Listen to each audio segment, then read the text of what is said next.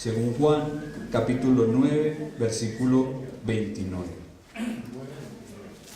Nosotros sabemos que Dios ha hablado a Moisés, pero respecto a ese no sabemos de dónde sea. Respondió el hombre y les dijo: pues esto es lo maravilloso, que vosotros no sepáis de dónde sea, y a mí me abrió los ojos. Y sabemos que Dios no oye a los pecadores, pero si alguno es temeroso de Dios y hace su voluntad, a ese oye. Desde el principio no se ha oído decir que alguno abriese los ojos a uno que nació ciego. Si éste no viniera de Dios, nada podría hacer. Respondieron y le dijeron: tú naciste del todo en pecado, ¿y nos enseñas a nosotros? Y le expulsaron. Amén.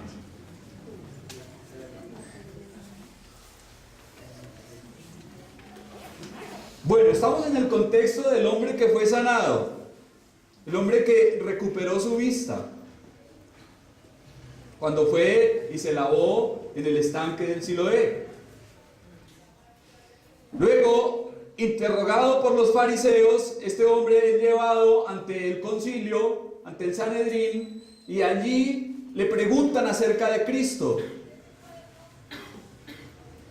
Y el hombre responde, dice: yo no sé si es pecador, no sé, pero una cosa sé, que habiendo sido ciego, ahora veo.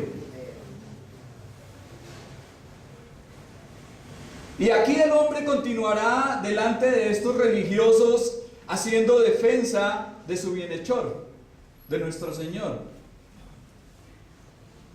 Y observamos, como ya lo acabamos de ver en el versículo 29, que estos fariseos y estos religiosos le dicen: sabemos quién es Moisés y sabemos que Dios nombró a Moisés para que fuese nuestro maestro y nuestro legislador. Y sabemos también que al seguir a Moisés complacemos a Dios. Pero respecto a ese, mire la forma despectiva como se refieren a nuestro Señor Jesucristo, a ese, no sabemos quién sea, no sabemos de dónde viene, no sabemos con qué autoridad hace lo que hace. En resumidas, no vemos prueba alguna para creer que ese Jesús provenga de Dios. Ni estamos convencidos de que tenga un nombramiento divino. Cuando dice la expresión de donde sea, no hace énfasis a su lugar de origen, sino más bien a su comisión divina. ¿A quién le ha enviado y con qué autoridad hace lo que hace? Estos judíos tenían arraigada en su mente la idea de que Dios le había hablado a Moisés, pero allí estaban negándose a creer en que entre ellos había uno mayor que Moisés. Incluso Moisés había profetizado acerca del Señor. Moisés había hablado acerca de Cristo. Y allí estaba el Señor de la Gloria frente a ellos, y ellos decían ser discípulos de Moisés, pero estaban a la vez rechazando a aquel de quien Moisés había dado testimonio.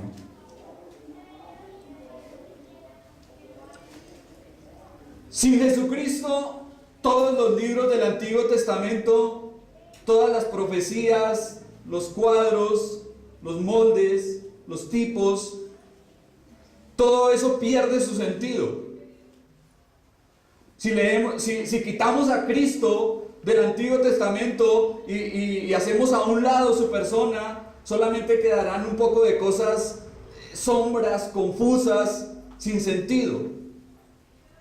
Pero si miramos a Cristo, vamos a notar que todo encaja, que lo complejo se hace simple y que lo oscuro se hace claro.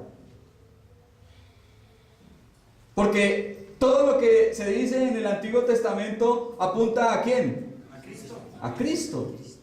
Y solo a Él. Pero ¿cómo iban a entenderlo estos ciegos religiosos que pretendían seguir a Moisés y estaban rechazando al Señor? Frente a ellos se encontraba aquel profeta del cual había dicho Moisés: profeta os levantará Jehová, a él oiréis. Estaba allí con ellos y ellos estaban hablando de seguir a Moisés, de ser discípulos de Moisés, pero estaban negando a Jesucristo. Versículo 30. Respondió el hombre y les dijo: pues esto es lo maravilloso, que vosotros no sepáis de dónde sea, y a mí me abrió los ojos. Aunque no tenía necesidad de más palabras, este hombre se pone valiente. Y su razonamiento es sencillo, pero incontestable. Deja sin palabras a sus opositores. Aquí en el siguiente pasaje les dará 2 golpes certeros, los dejará noqueados.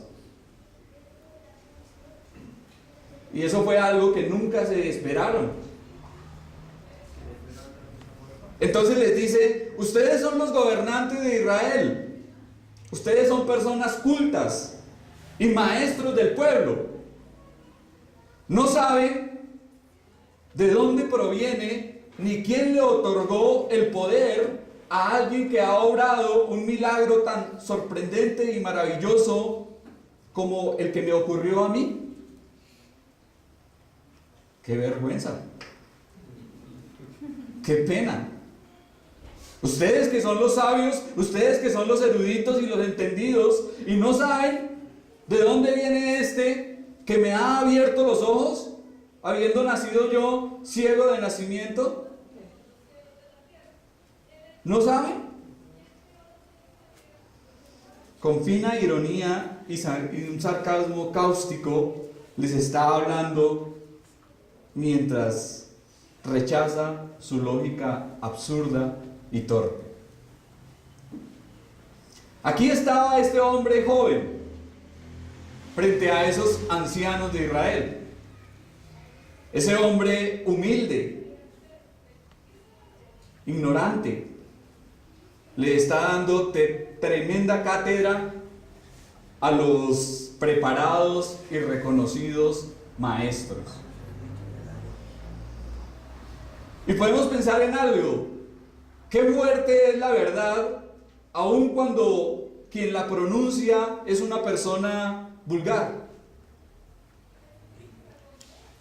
Mire usted cómo la verdad en la boca de la persona más humilde se ve y se siente poderosa y notoria. Y cómo también la falsedad, aún en boca de poderosos y de fuertes, como lo eran estos gobernantes, les hace ver débiles. Versículo 31. Y sabemos que Dios no oye a los pecadores, pero si alguno es temeroso de Dios y hace su voluntad, a ese oye. Mientras el hombre se llenaba de valor y de osadía para seguir dando testimonio de Cristo, estos fariseos y estos religiosos se estaban llenando de irritación y de furor. Aquí prosigue el razonamiento con el cual ha venido mostrándoles a estas autoridades que no se pueden oponer. Y les dice: Jesús ha hecho una obra maravillosa. Y esto demuestra que Dios le oye. Dios no escucha a los pecadores ni a los malos, ni obra milagros a través de ellos. Nunca oye a personas con esas características. Por tanto, Jesús no puede ser malo, porque Dios le escucha y le capacita para hacer grandes obras. El salmista había escrito tiempo atrás y había dicho: si en mi corazón hubiese yo mirado a la iniquidad, el Señor no me habría escuchado. Pero cuidado, no estoy diciendo que un hombre pecador que le pida a Dios perdón y le pida misericordia, Dios no le escuche. Lo que estoy diciendo es que aquella persona que practica el pecado y que se deleita en él, tiene una barrera por la cual no puede acercarse confiadamente ante Dios. Si en mi corazón hubiese yo mirado a la iniquidad, el Señor no me habría escuchado. El hombre lo sabía perfectamente y estos líderes lo sabían más. Dios no oye a los pecadores que no sienten sus pecados, que viven en ellos y no se arrepienten. Mucho menos los va a capacitar para hacer obras o milagros. Y lo que este hombre le está diciendo a estos fariseos es sorprendente. Si Jesús fuese malo, Dios no le habría escuchado ni respaldado.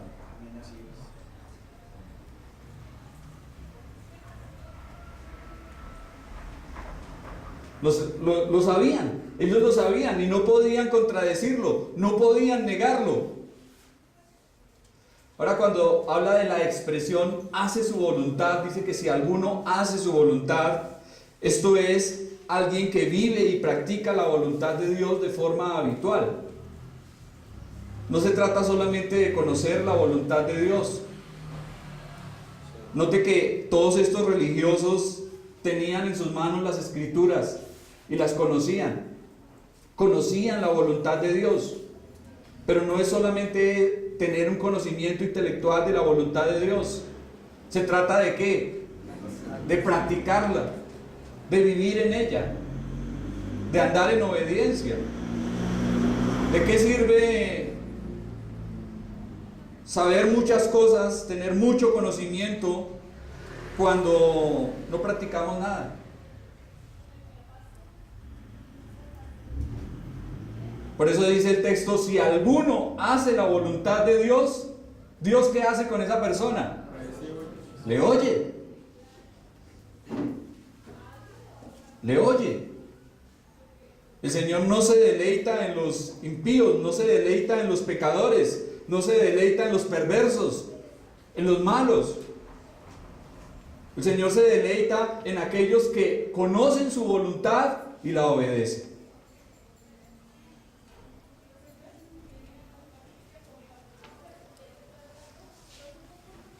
Dios no tiene una disposición favorable hacia las personas que viven y practican el pecado. Es verdad que tenemos una santidad práctica, una santidad posicional que tenemos en Cristo. Recuerda que cuando el apóstol Pablo le escribía a los corintios, les decía: a vosotros los santos. Y observábamos que en esa iglesia había toda clase de desórdenes. Era una iglesia donde habían divisiones. Unos decían que eran de Pablo, otros de Apolos, otros de Cefas. Habían enemistades, habían contiendas. Había por allá uno que vivía con la mujer del papá, como la madrastra, que vivía en pecado. Había de todo. Pero el apóstol les dice a los santos que están en la iglesia de Corinto. ¿Y por qué les llama santos? porque posicionalmente son santos para Dios, por estar en Cristo, somos santos. Pero hay una santidad que debemos buscar, aparte de la santidad posicional que ya tenemos, y es la santidad práctica. Por eso nos dice la palabra: como hijos obedientes, no os conforméis con los deseos que antes teníais estando en vuestra ignorancia, sino como aquel que os llamó es santo, sed también vosotros santos en toda vuestra manera de vivir. Porque escrito está: sed santos porque yo soy santo. Esa es la santidad práctica que debe buscar el creyente.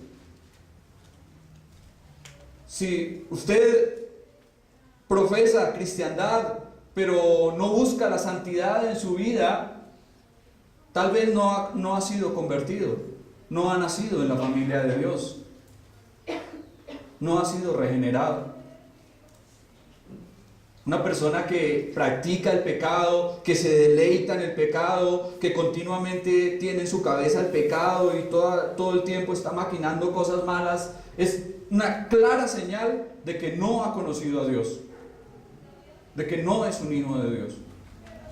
Porque dice el apóstol Juan, dice que el que practica el pecado no ha nacido de Dios, no ha conocido a Dios, porque Dios es santo.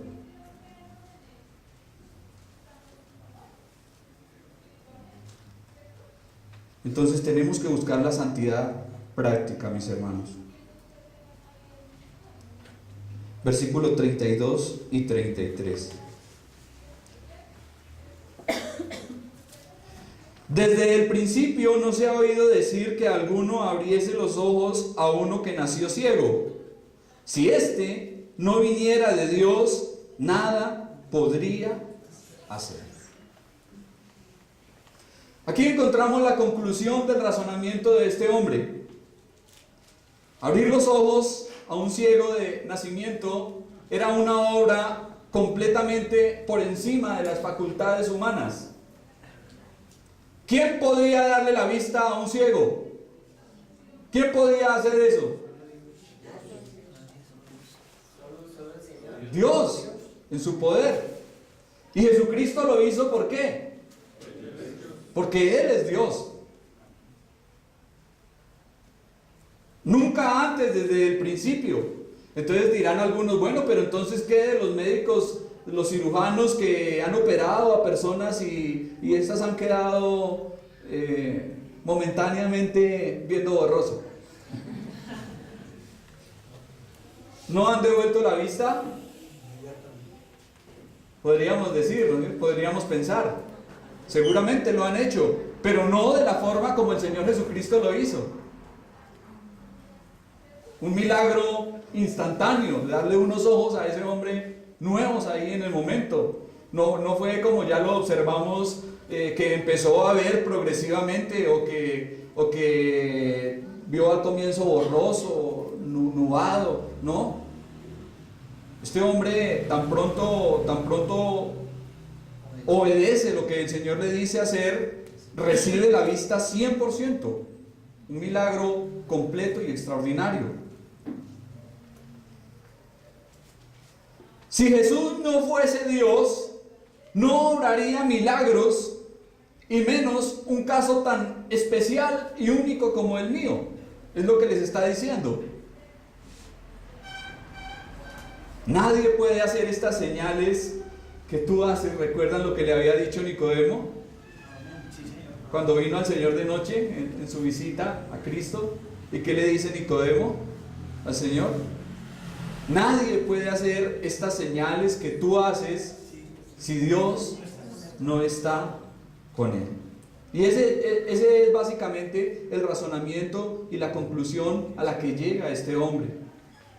Si Jesucristo no fuese de Dios, si no fuese enviado de Dios, si no tuviese autoridad divina para obrar esos milagros y esas cosas que hace,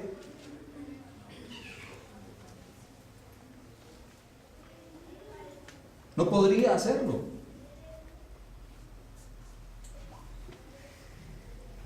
Sin embargo, el resto de los fariseos y el Sanedrín siendo testigos del milagro, seguían empecinados en encontrar falta contra el Señor. ¿Cómo puede haber gente tan cerrada y trancada?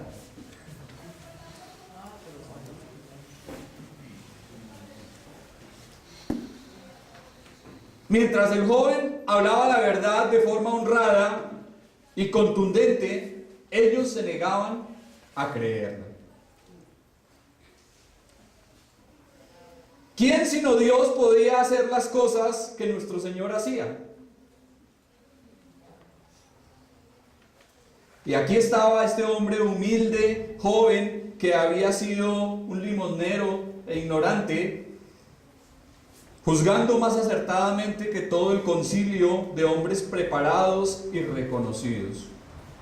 Este hombre que no tuvo educación en historia hebrea ni en teología, que no pisó ninguna escuela rabínica de Israel,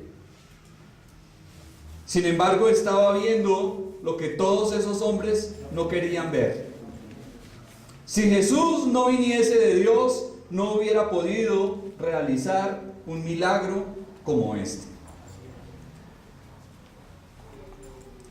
Ahora, con respecto al asunto de los milagros, debemos de ser cuidadosos. Hoy en día se ha levantado mucho falso Cristo, falsos ungidos, que dicen, el Señor me utiliza para sanar multitudes, y hacen un show, un espectáculo. Debemos ser cuidadosos. ¿Satanás obra milagros? ¿Satanás hace milagros? ¿Recuerdan a Janes y Jambres? ¿Quiénes eran estos? No me vayan a decir que dos personajes de las tiras cómicas. Janes y Jambres.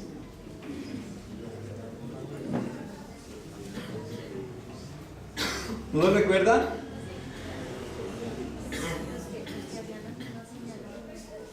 Los hechiceros, los brujos, los encantadores de Egipto.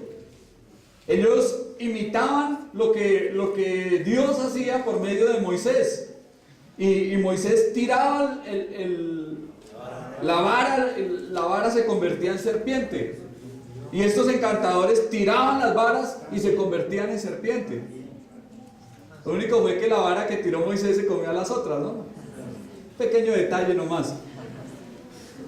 Pero estos encantadores, estos brujos, hacían milagros engañosos por el poder de Satanás.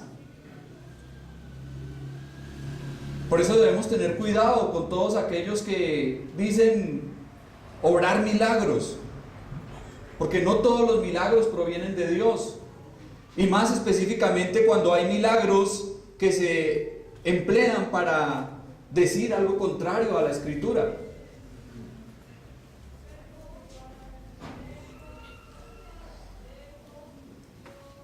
Si no debemos creer a un ángel que hable cosas contrarias al Evangelio, mucho menos en milagros de dudosa procedencia. Y no me malinterpreten, no estoy queriendo decir que Dios no obre milagros, porque creemos en un Dios de milagros. Creemos que Dios hace milagros. Incluso salvarnos a cada uno de nosotros ha sido el mayor de los milagros, el milagro más grande, en convertir al borracho, en convertir al drogadicto, en convertir a la prostituta, al delincuente. Eso es un milagro extraordinario, y creemos que Dios hoy en día hace milagros. Creemos en un Dios de milagros, y la Biblia está llena de milagros desde el principio hasta el final. Pero no creemos en los milagreros ambulantes que andan por ahí vendiendo su espectáculo, vendiendo su show.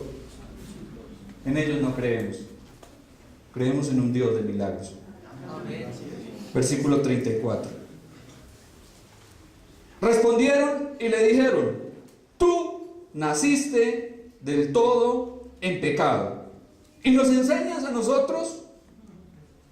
Y le expulsaron. ¿Qué tal? ¿Qué les parece? Ante el argumento y las razones del hombre, los fariseos quedan sin palabras, silenciados públicamente. Y fijémonos en lo que hacen. Primero, le lanzan toda clase de improperios, de insultos. Segundo, le insultan acusándole de haber nacido en pecado. Tercero, finalmente lo expulsaron, lo echaron, porque no pudieron rebatirlo. Primero le arremeten en insultos. Criatura malvada y mezquina, nacida del todo en pecado. ¿Acaso tienes más idea que nosotros? ¿Pretendes enseñarnos? ¿Con qué derecho lo haces?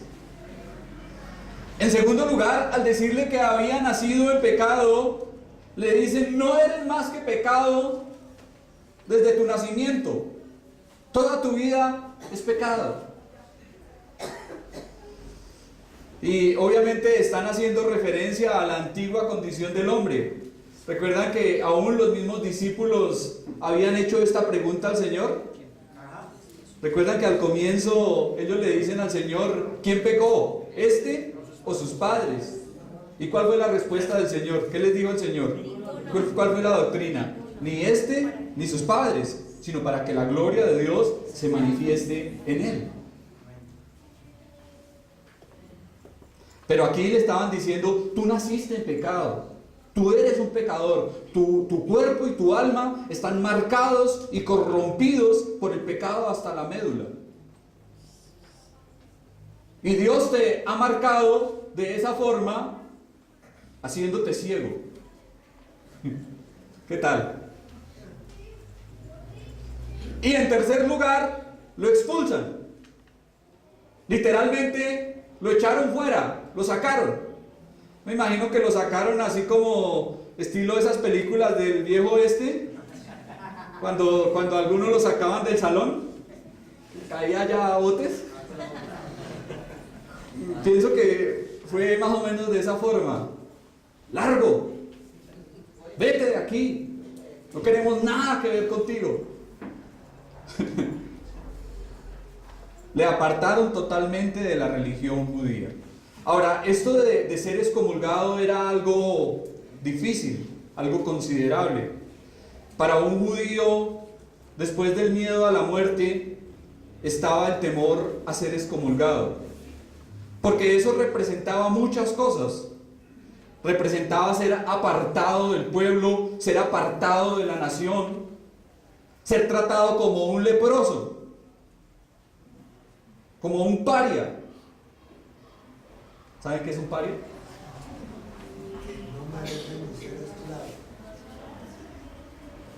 Un paria es alguien que es privado de sus derechos religiosos y sociales. Alguien que es excluido totalmente, sacado, apartado de la congregación. Pero como dijo un comentarista, para nada es deshonra ser excluido de la comunión de los malvados.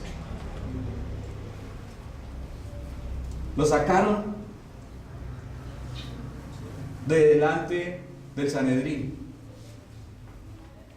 Pero realmente veremos que le hicieron un bien, porque fueron ellos los que lo expulsaron, pero Cristo lo recibió. Ahora, recurrir a la difamación, a la amenaza, a los insultos, demuestra que una causa se ha perdido.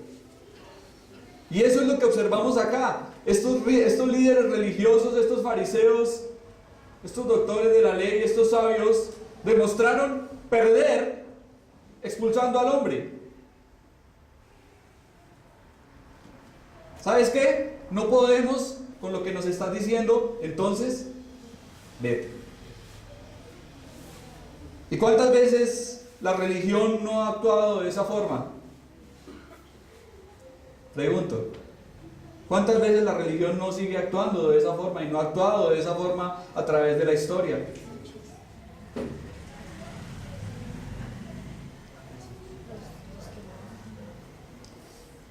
A menudo tenemos diferencias con los demás y eso es natural y normal que suceda.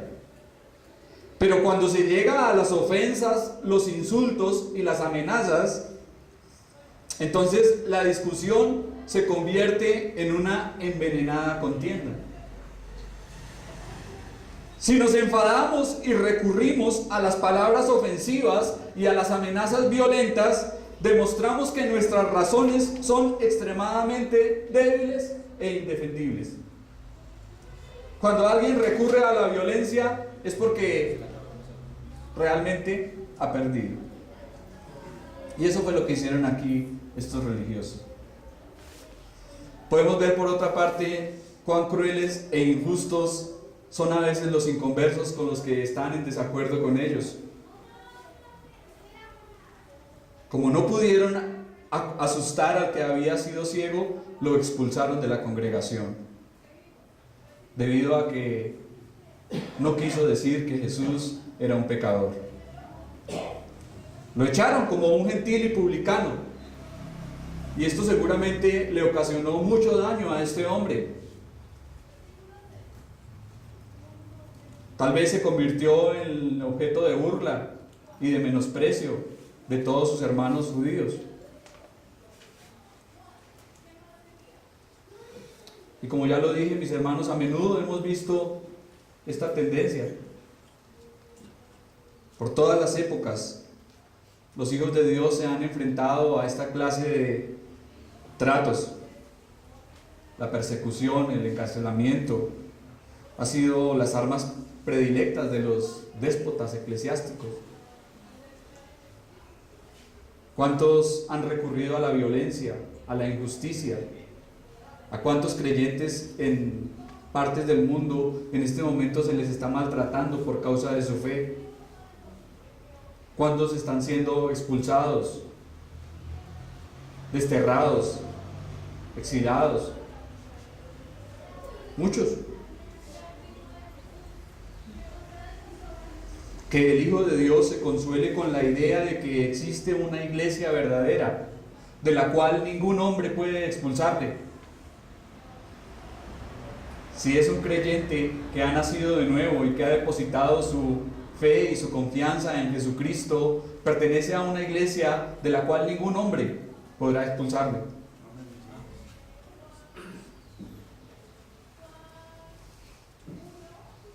Este hombre perdió su religión, pero halló la vida, la luz y la salvación.